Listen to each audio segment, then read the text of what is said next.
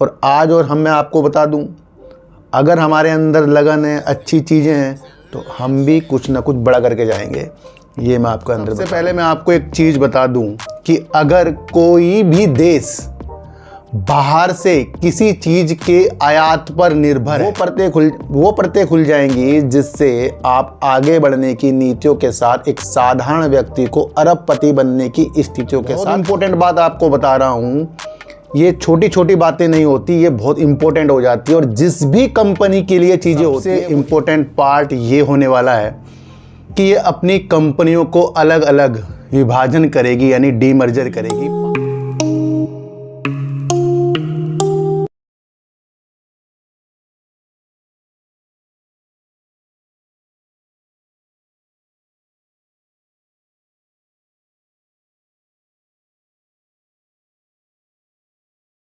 नमस्कार, मैं स्वागत करता हूं आपका अपने ही चैनल पर जिसका नाम है सार्थक बाजार से।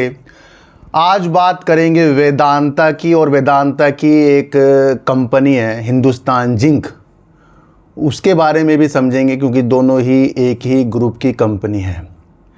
वेदांता के बारे में आपको पता ही है, कई चीज़ों के अंदर ये वर्क करती है और इसका सबसे इम्पोर्टेंट पार्ट ये होने वाला है कि ये अपनी कंपनियों को अलग अलग विभाजन करेगी, यानी डीमर्जर करेगी 5 कंपनियों को।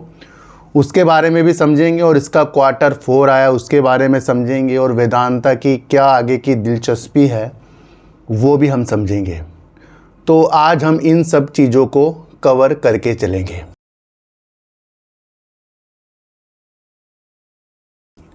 देखो सर, सबसे पहले मैं आपको एक चीज़ बता दूं कि अगर कोई भी देश बाहर से किसी चीज़ के आयात पर निर्भर है, मान लो अगर हमारे देश के अंदर लिथियम आयन जो है ज़्यादा से ज़्यादा आयात होता है, तो हम क्या है, हमारा देश क्या है, आयात पर निर्भर है। और लिथियम आयन जो चीज़ें आपको पता है कितनी इम्पोर्टेंट है, बैटरी की चीज़ों में लगती रहती है।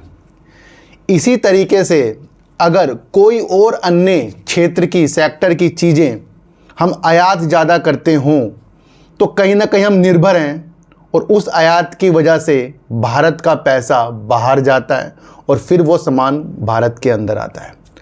अगर कोई भी कंपनी, कोई भी ग्रुप इस तरीके की चीज़ें करे कि जो ज़रूरत है वो उसी को यहीं से खनन करे और फिर उसका उत्पादन करके फिर वो उस क्षेत्र के लिए योगदान दे, तो वो अपने आप इम्पोर्टेंट हो जाता है। मैं बहुत इम्पोर्टेंट बात आपको बता रहा हूँ, ये छोटी छोटी बातें नहीं होती, ये बहुत इंपॉर्टेंट हो जाती है। और जिस भी कंपनी के लिए चीज़ें होती हैं वो इंपॉर्टेंट हो जाती है, क्योंकि वो एक आयात पर जो देश निर्भर है उसकी निर्भरता को ये कम करने वाली चीज़ों के साथ आता है। ये छोटी छोटी बातें मैं आपको जब बताता रहता हूँ तो इससे आपको समझना चाहिए कि जब इस तरीके की कोई भी कंपनी वर्क करे तो वो मजबूती तौर पर हो रही है। यहाँ से आपको ये चीज़ें समझनी चाहिए कि छोटी मोटी कंपनी तो वो वर्क कर नहीं सकती कि जो भारत आयात पर निर्भर हो किसी भी चीज़ के लिए, और वो छोटी कंपनी उसको कर रही हो, वो कर नहीं सकती क्योंकि उस पर इतना पैसा नहीं होता। ये करती हैं बड़ी बड़ी कंपनियां। तो थोड़ा सा मैं आपको वेदांता के बारे में तो बताऊंगा ही, और थोड़ा सा मैं आपको वेदांता की जो एक सहायक कंपनी है हिंदुस्तान जिंक, अब वेदांता की कंपनी से बोल सकते हैं, उसके अंदर एक न्यूज़ है, पुरानी न्यूज़ है, पर इससे कुछ चीज़ें हमें आगे की दृष्टि से दिख सकती है, क्योंकि आज हम वेदांता ग्रुप की ही बात कर रहे हैं।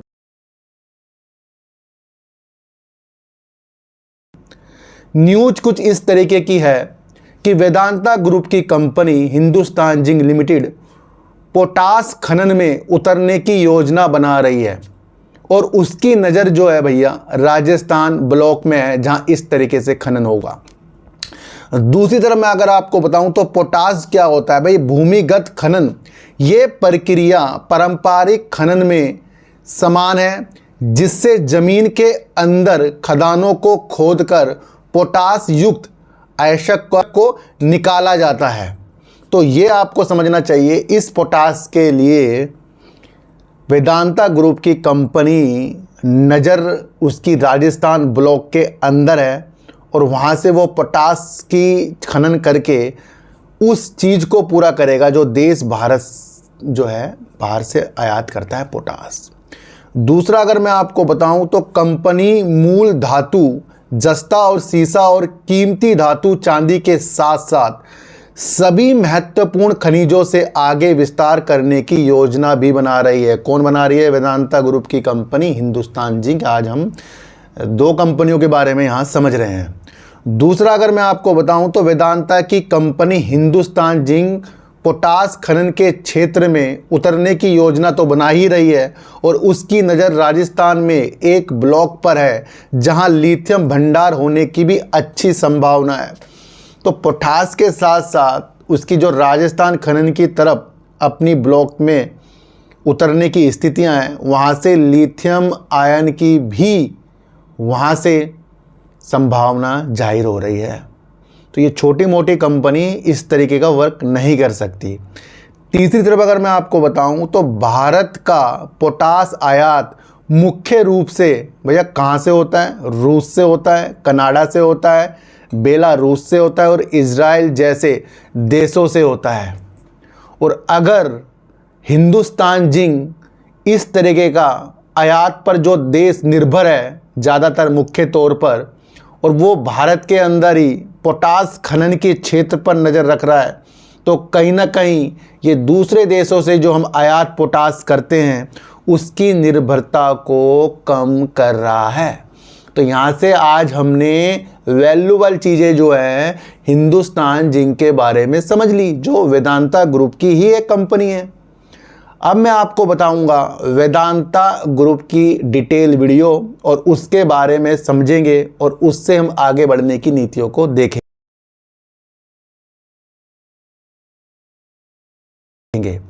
देखो सर, वेदांता जो है खनिजों और तेल एवं गैस की खोज, निष्कर्षण और प्रसंस्करण में लगा हुआ है। निष्कर्षण का अर्थ है जहां एक पदार्थ को दूसरे पदार्थ से अलग किया जाता है, यानी कोई ठोस पदार्थ से अलग अलग चीज़ों को निकाला जाता है, तो इसको निष्कर्षण कहते हैं।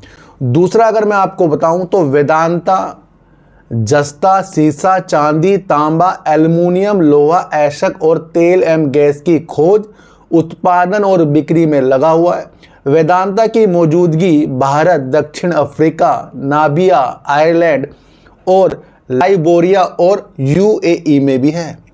तो वेदांता सिर्फ भारत के अंदर तो बहुत अच्छा वर्क करता है और उसके साथ साथ दूसरे देशों के अंदर भी मजबूत तरीकों से चलता जा रहा है।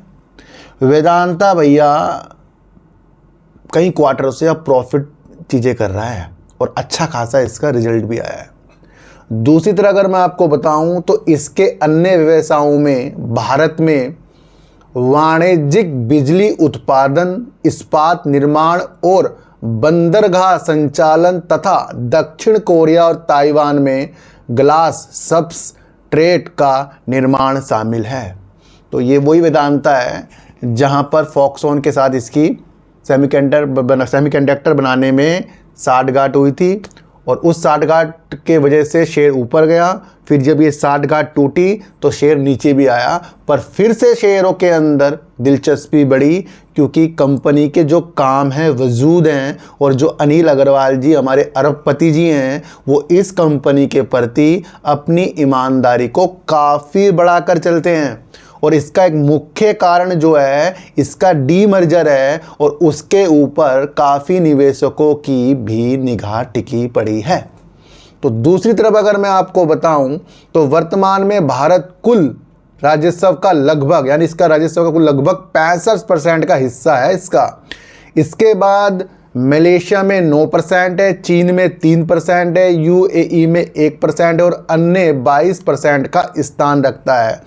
तो ये वेदांता कोई छोटी मोटी कंपनी नहीं है भैया।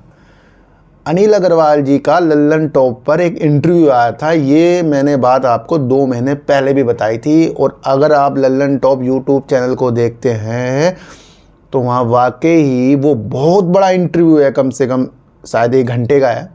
और 1 घंटे के अंदर अगर आपने अनिल अग्रवाल जी की इंटरव्यू ये सुन लिया तो आपकी वो परतें खुल जाएंगी जिससे आप आगे बढ़ने की नीतियों के साथ एक साधारण व्यक्ति को अरबपति बनने की स्थितियों के साथ साफ साफ तौर पर वो उस चीज़ को बता रहे हैं कि मैं वो कैसे आगे बढ़े हैं। तो ज़रूर होता है भैया बड़े बड़े लोगों का इंटरव्यू देखना, क्योंकि छोटे मोटे लोग ही बड़े बन जाएं। और आज और मैं आपको बता दूं, अगर हमारे अंदर लगन है, अच्छी चीज़ें हैं, तो हम भी कुछ ना कुछ बड़ा करके जाएंगे, ये मैं आपको अंदर बता दूं, है ना। तो लालच को त्याग दो, धैर्यता को बढ़ा लो, और किसी की बातों में आने से पहले उसकी जांच की चीज़ों को कर लो। तो कोई भी मेरा टेलीग्राम, कोई व्हाट्सएप ग्रुप नहीं है, मैं आपको फिर से ये चीज़ें बता रहा हूँ। और अगर मैं आपको दूसरी तरफ बता दूँ, तो कंपनी भारत की सबसे बड़ी प्राथमिक एल्युमिनियम उत्पादक है, जिसकी घरेलू बाजार में 46% की हिस्सेदारी है भैया, ये आप समझ कर चलना। वेदांता ने अभी हाल ही में तांबे को सुपर धातु भी बताया था, और इस धातु को अर्जित करने के लिए, यानी इस कारोबार में उतरने के लिए ये कई सालों से अपनी रूपरेखा भी बना रही है। ये मैंने आपको पहले वीडियो में भी कवर किया है। और जब कोई बड़ा व्यक्ति किसी चीज़ को सुपर धातु बता दे, तांबे को, तो यकीनन आपको समझना चाहिए तांबा जो है कई क्षेत्रों में यूज होता है, और ज़्यादा से ज़्यादा नवकरणीय ऊर्जा में। और आपको ये भी बता दूं कि अडानी ग्रुप भी तांबे की तरफ नज़र रख रखा है, JSW ग्रुप ने भी तांबे की तरफ नज़र रख रखा है, और अनिल अग्रवाल जी ने तांबे को सुपर धातु बनाया है। मुख्य तौर पर शेयरों को खरीदने बेचने की नीतियां हर एक व्यक्ति कर लेगा। मुख्य तौर पर अगर हम चीज़ों को समझें, तो हम क्यों किस चीज़ को लेने की उत्साह हैं उसके बारे में क्या हम जानते हैं, इम्पोर्टेंट बात वो हो जाती है। दूसरी तरफ अगर मैं आपको बताऊं, तो भैया वेदांता का डीमर्जर भी होने वाला है। ये सबसे इम्पोर्टेंट पार्ट जो है वेदांता का है, जहां इसका डीमर्जर होने वाला है।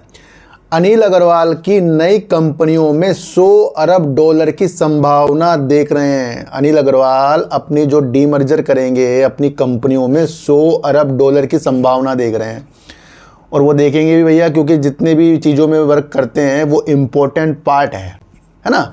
तो ये भी आपको समझना है। वेदांता एक डीमर्जर प्रक्रिया से गुजर रहा है, जो 5 कंपनियों में डीमर्जर होगा। कौन कौन सी कंपनियां भैया, ये भी जान लें। वेदांता एल्युमिनियम है, वेदांता ऑयल एंड गैस है, वेदांता पावर है, वेदांता आयरन एंड स्टील है, और वेदांता लिमिटेड है। तो ये वो 5 कंपनियों में तब्दील होगा वेदांता ग्रुप। जिससे एक बात मैं और बता दूं, मुझे याद आ गई कि अनिल अग्रवाल जी ने कहा था कि एक बरगद के पेड़ के नीचे जितनी भी उनकी कंपनी है, अब उनको अलग अलग चीज़ों के साथ निकलने की स्थितियों के साथ वो देख रहे हैं। तो ये भी आप समझ कर चलना। तीसरी तरफ अगर मैं आपको बताऊं, तो डीमर्जर को शेयरधारकों और लेनदारों की मंजूरी मिल गई है, और इस प्रक्रिया के 2026 की पहली तिमाही तक पूरा होने की उम्मीद है। फिलहाल इस उम्मीद की चीज़ें बढ़ती जा रही हैं, क्योंकि अभी हाल ही में जून या मई में ये चीज़ें होने वाली थी, और अब इस न्यूज़ से लग रहा है ये 2026 तक या पहले भी हो सकती है, पर इसके ठोस परिणाम अभी हमारे सामने बिल्कुल भी नहीं आए हैं। तो इसको भी आपको समझकर चलना पड़ेगा। एक बात मैं आपको और बता दूं, परमाणु ऊर्जा जिस तरीके से सरकार अपनी नीतियां निजी कंपनियों के लिए भी खोल रही है परमाणु ऊर्जा की तरफ, और वहाँ से अडानी ग्रुप हो गया, अन्य कंपनियां होगी, टाटा पावर होगी, बहुत सारी कंपनियां होगी, और उसी के साथ साथ हमने देखा वेदांता, क्योंकि वेदांता की भी नज़र जो है अपनी निजी कंपनियों के लिए परमाणु ऊर्जा को अर्जित करना है। यानी कि अगर उसकी जो भी कंपनियां अनिल अग्रवाल जी की हैं, वो एक परमाणु ऊर्जा को करके अपनी 5000 मेगावाट यानी कि करीब करीब 5 गीगावाट की क्षमता अर्जित करने के लिए है, और वो इस चीज़ के लिए वैश्विक फर्मों से बोलियां आमंत्रित करने की चीज़ें भी उसने बताई है। और ये तब हो रहा है जब भारत इसकी चीज़ों के साथ आगे निकल रहा है, क्योंकि भारत ज़्यादा से ज़्यादा परमाणु ऊर्जा की तरफ अपनी स्थितियों को देख रहा है। तो एक पार्ट परमाणु ऊर्जा की तरफ भी अनिल अग्रवाल जी की वेदांता ग्रुप ने जोड़ा। तो यहाँ आज हमने हिंदुस्तान जिंक और वेदांता की वो फुल डिटेल चीज़ें हमने समझी, जहाँ से हमें वेदांता की एनालाइज करने में आसानी हो सकती है। तो जिसको भी वीडियो पसंद आ रही है भैया, शेयर तो मत करना, लाइक कर देना, है ना। सब्सक्राइब भी नहीं करना, क्योंकि मैं कहता नहीं किसी को सब्सक्राइब करने के लिए। तो ये भी आप समझ कर चलना। अब इसका हम फंडामेंटल देखेंगे, क्योंकि इसने अपने रिजल्ट में हमें चौंकाया।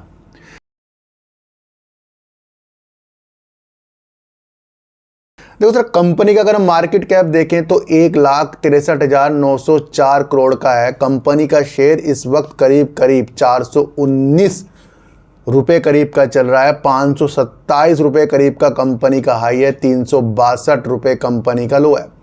मार्च 2024 में 35,509 करोड़ की कंपनी ने सेल कर दी, 2275 करोड़ का कंपनी ने प्रॉफिट कर दिया। कंपनियां लगातार अपना प्रॉफिट करती जा रही है। मार्च 2025 में कंपनी ने करीब करीब 40,455 करोड़ जो अभी आपको देखने को मिला, और यहाँ पर अगर मैं आपको इसका प्रॉफिट बता दूँ तो 4,961 करोड़ का प्रॉफिट किया, जहाँ इसने पहले 2275 करोड़ का प्रॉफिट किया था। सेल भी बढ़ा दी, प्रॉफिट भी बढ़ा दिया, और अब मज़ा आएगा इसके डीमर्जर में, क्योंकि कंपनी अपनी राजस्व अपने प्रॉफिट को बढ़ा रही है। अब काफ़ी लोगों के इंटरेस्ट जागेगा कि जब जो कंपनी इतनी ज़्यादा सेल कर रही हो और उसका डीमर्जर हो रहा हो, उसकी अन्य 5 कंपनियां बन रही हो, तो कहीं ना कहीं अनिल अग्रवाल जी पे विश्वास निवेशकों का जागेगा, क्योंकि इस रिजल्ट से ही इसके डीमर्जर की स्थितियां और मजबूत हो सकती हैं। क्योंकि अगर इसका रिजल्ट यहाँ पर डाउन आता तो काफ़ी लोग डीमर्जर में भाग लेने के लिए टेंशन लेते, पर यहाँ क्या हुआ, टेंशन मुक्त हुआ, क्योंकि यहाँ पर काफ़ी अच्छा रिजल्ट कंपनी का है।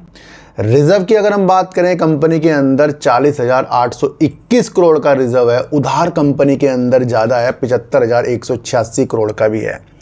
देखो सर, एक चीज़ मैं आपको और बताऊं, कंपनी का शेयर होल्डिंग पैटर्न भी आ गया है मार्च 2025 का, और यहाँ पर हमें अगर देखने को मिलेगा तो प्रमोटर हमें 56.38% को देखने को मिल रहे हैं। एफआईज हमें 11.15% को देखने को मिल रहे हैं, जो कम हुए हैं। डीआईज अपनी होल्डिंग को बढ़ा रहे हैं, जो देश के होते हैं 16.38%। सरकार कंपनी के अंदर भी है 0.07%। अदर कंपनी के अंदर भी है 0.13%, और पब्लिक भी कंपनी के अंदर है 15.89%। Share holding pattern, fundamental company का मजबूत, सेल ने चुका दिया, प्रॉफिट ने चुका दिया, और जितनी भी सारी चीज़ें मैंने आपको बताई है, न्यूज बेस है, उसने भी हमें चुकाया है। किसी को भी खरीदने बेचने की स्थितियाँ वेदांता हो या हिंदुस्तान जिंक हो या कोई सी भी मैं वीडियो बनाता हूँ उसके अंदर बिल्कुल भी नहीं है। मैं एजुकेशन पर्पस के लिए ही आपके लिए वीडियो बना रहा हूँ, और उस उद्देश्य से बना रहा हूँ क्योंकि जो लोग मुझे ज्वाइन करके बैठे हैं उनको मेरे ऊपर बहुत विश्वास है, क्योंकि जिस व्यक्ति ने भी मुझे ज्वाइन करा है वो कभी नहीं मेरे से पूछता कि इसे कहाँ खरीदें, कहाँ पर बेचें। उसको पता है कि जहाँ मैं वीडियो बना रहा हूँ उससे काफ़ी चीज़ें क्लियर हो रही हैं, और उस क्लियर के नाते हम आगे भी बढ़ सकते हैं। तो मेरा कोई टेलीग्राम, कोई व्हाट्सएप ग्रुप ऐसा कुछ भी नहीं है, मैं आपको बता दूँ। तो सच्ची वीडियो देखिए, अच्छी वीडियो देखिए, समझ कर देखिए। किसी की भी बातों में आपको आना ही नहीं है, चाहे मैं ही क्यों ना हूं। तो अपनी एनालाइज को इतना तेज कर लो कि कोई भी आपको शेयरों को खरीदवा बिकवा बिल्कुल भी ना सके कि आपका हाथ पकड़ा के ये शेयर खरीद ले, वो बेच दे। ये गलत नीतियां हैं, इसको बिल्कुल भी नहीं अपनाना। सेबी भी इसको मना करता है। तो सर, चींटी को आटा दीजिए, गाय को रोटी दीजिए, और अपने बच्चों को ज़्यादा से ज़्यादा प्यार कीजिए, क्योंकि बच्चे ही आपकी मासूमियत से किस्मत पलटेंगे। तो फिर मिलेंगे आपसे नई वीडियो के साथ, जब तक के लिए नमस्कार।